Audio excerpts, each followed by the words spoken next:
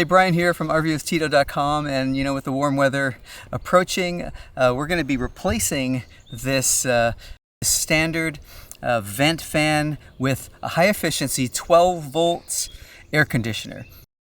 So let's get to it. I'll show you what we'll be installing.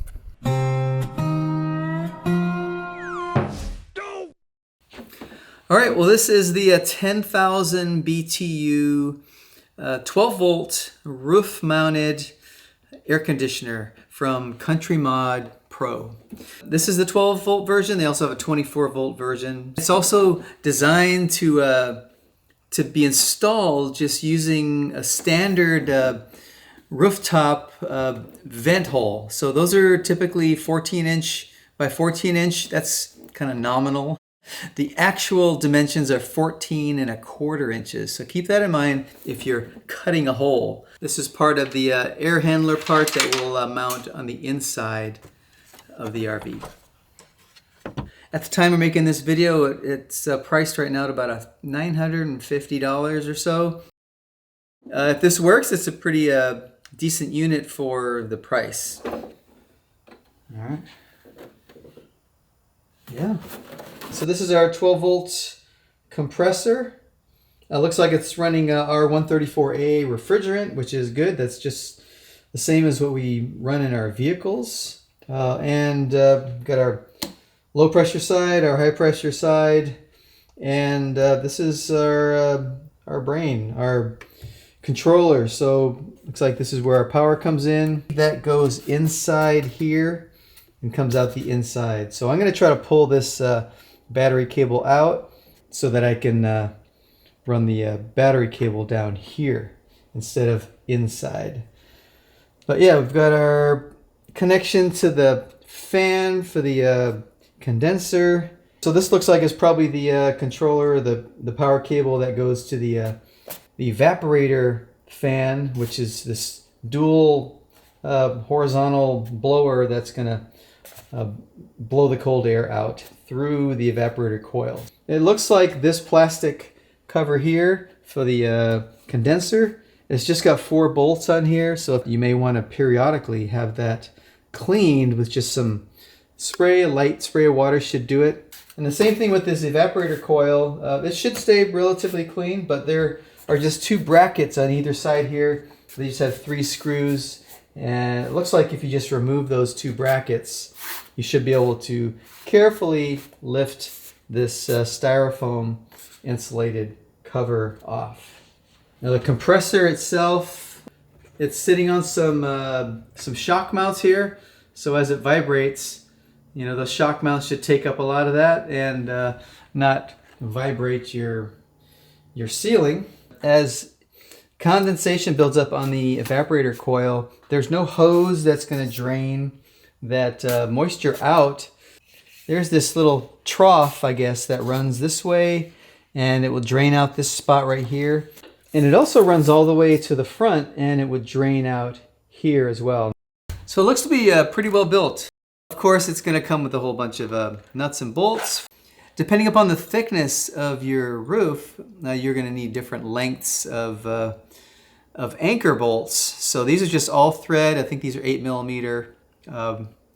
But they have 2 different sizes. So we have a shorter size. So if you're installing this on a van or some sort of a utility vehicle or something that just has a smaller roof space or thickness, then this is probably the one you're going to use. In my case, my ceiling is pretty thick. It's about 3 inches or so thick, 3.5 inches. So it included a longer one of these anchor bolts for that. So I think that's going to fit. We'll see when we actually get there. Now, if you're new to this stuff, you might be wondering why get a 12 volt air conditioner over a standard RV air conditioner that runs on 120 volt household AC electricity. It's going to depend on whether you're installing an off-grid electrical system in your RV or vehicle, or if you already have one. So you're not plugged into shore power or anything like that, and you're basically running off of your batteries and probably have some solar power as well. Now, if that's your setup or what you're planning, then a 12 volt system like this is going to be very helpful because it can be powered directly from your battery bank. You still have all of the capacity, the rated capacity of your inverter to use on other things. And not having to go through that conversion, you're in essence going to be running a little bit more efficiently and using less power. You know, the big question is, what's your battery capacity requirement for running an air conditioner like this off of 12 volts? And that's going to be difficult to answer unless you know how much reserve capacity this air conditioner is going to draw from your system over time. So let's run a couple of tests to figure out how much reserve capacity this air conditioner is going to pull from our battery bank. Now we'll run the AC on high, and we'll just measure how much energy it's going to draw over the course of an hour. And then we can use that number to calculate, you know, how much battery capacity we might need to power this thing over time. So we'll do that first test, and then the second test I want to run it on eco mode, which is the low power consumption mode of this air conditioner, and then see what the difference is.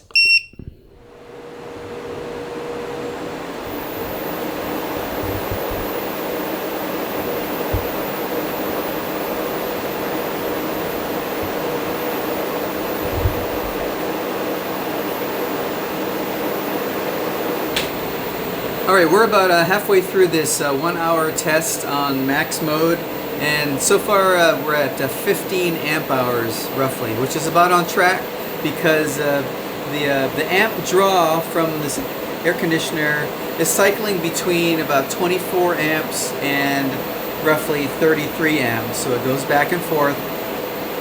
Yeah, right now it's pulling about 34, and it'll drop down to about 25, and then it'll go back up. And you can see the noise level here. This is at pretty much at max. It's kind of dropping down a little bit now. But the microphone is about 5 feet away from me right now. And you can probably still hear me talking with the noise of the air conditioner. So it's really not that loud at all. And this would be what you would hear outside. So inside it's going to be very quiet.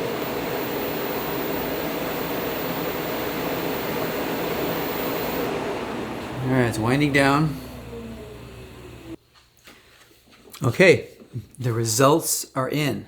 Eco mode definitely used less power. The total amp hour draw was 23 amp hours compared to the initial test, which was 30 amp hours. So that's what, 7 amp hours less or so. That's about what, 24% of decrease of power consumption. So definitely if you can get the eco mode running and it's keeping it cool, that's gonna be the best bet. Now let's look at some numbers here. Yeah, this is interesting on the current draw.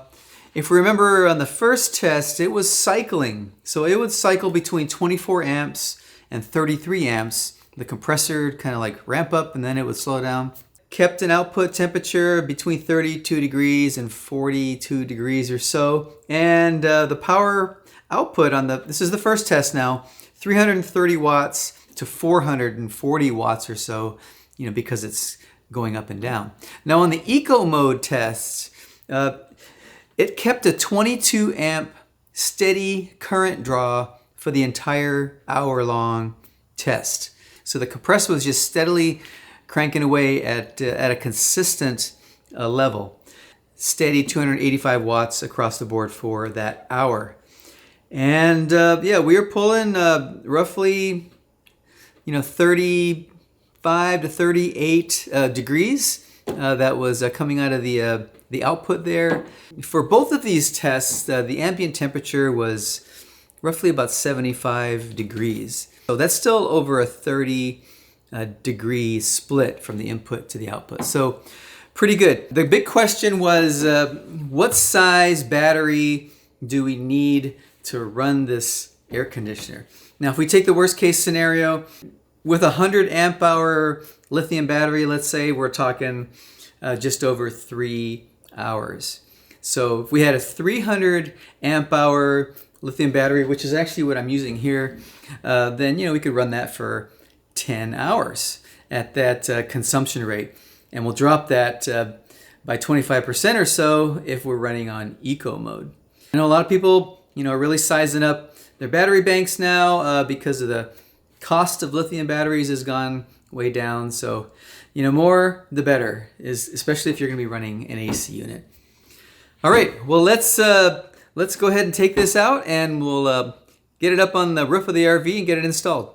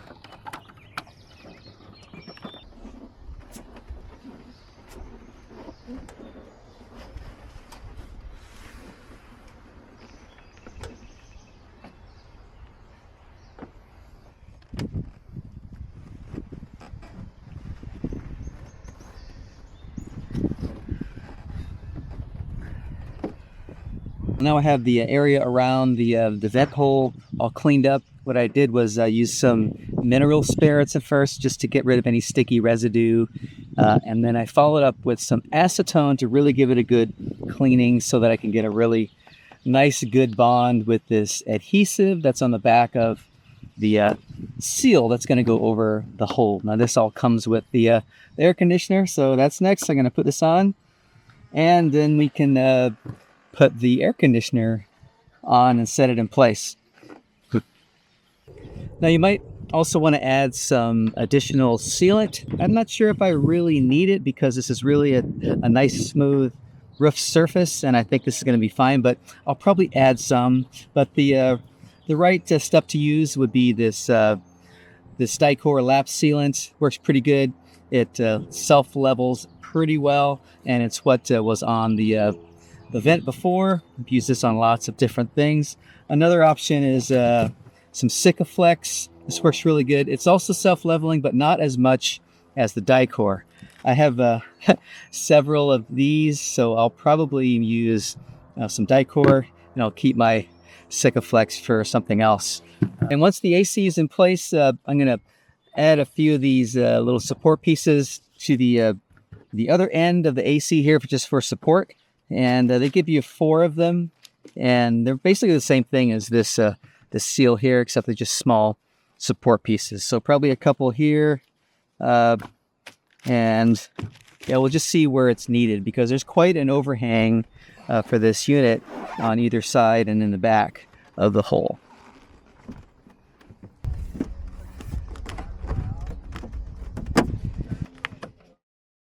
Just going to set these under here for now, just for support while I get it shifted and lined up on the inside.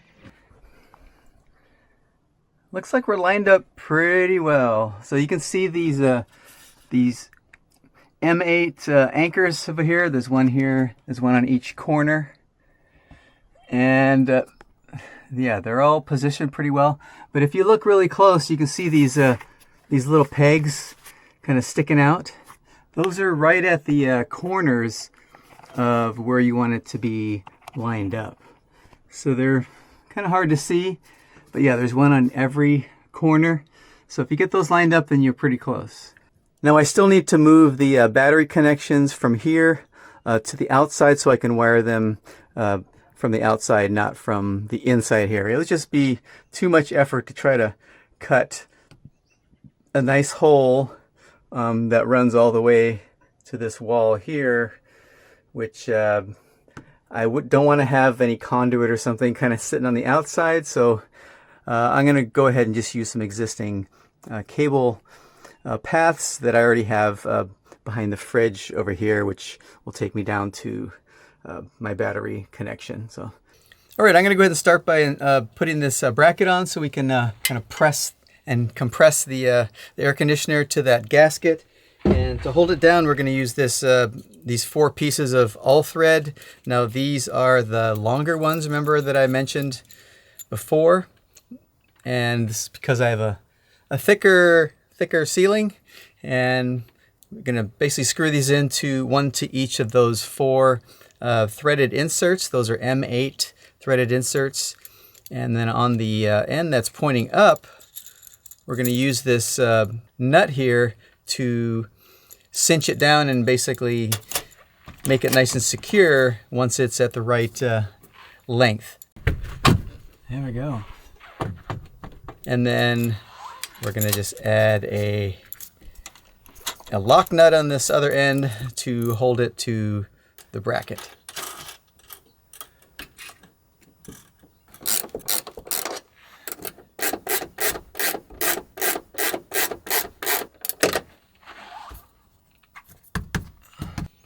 All right, well now I'm going to just use their step-by-step instructions, which are a little confusing, but I'm going to try to follow this and get the rest of these plastic pieces installed and connected up.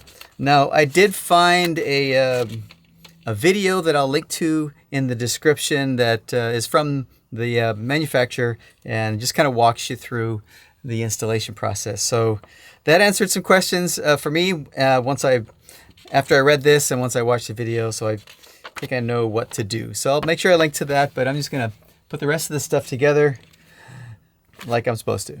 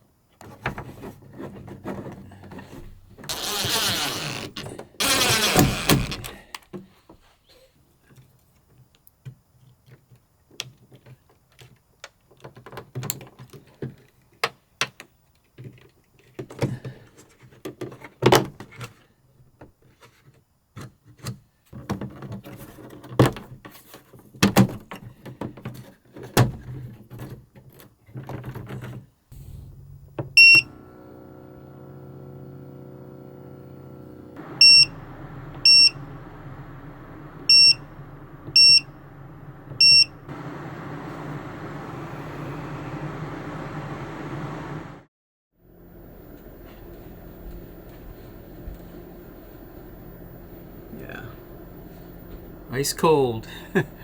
Well, it's been maintaining a pretty comfortable 69 degrees in here, and the kicker is that when the compressor's running, it's not even pulling 300 watts.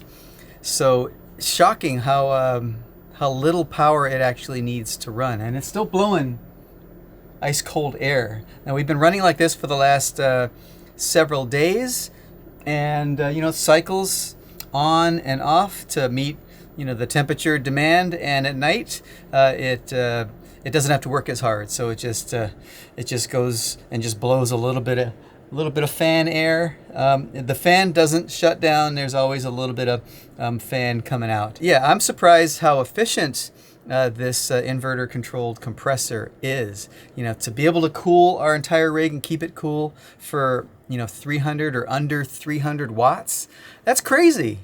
So check this out. The AC compressor is spinning up right now. It was about 34 watts or so, and my battery's at 100%. So now it's spinning up. We'll see how high it gets.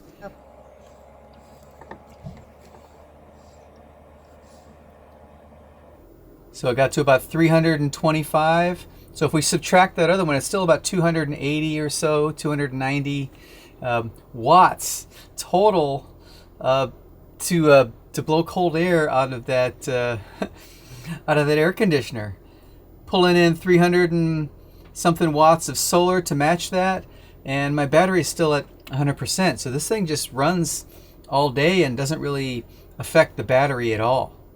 Now for the last few days I've been trying to run this as efficiently as possible, and I've been running it on eco mode and at a fan speed of maybe 1 or 2 depending upon how cold I want it. And yeah, it's been working just fine and pulling very low power on those settings. So that's really encouraging for when we're out boondocking and stuff. It's like air conditioner just isn't going to be an issue anymore.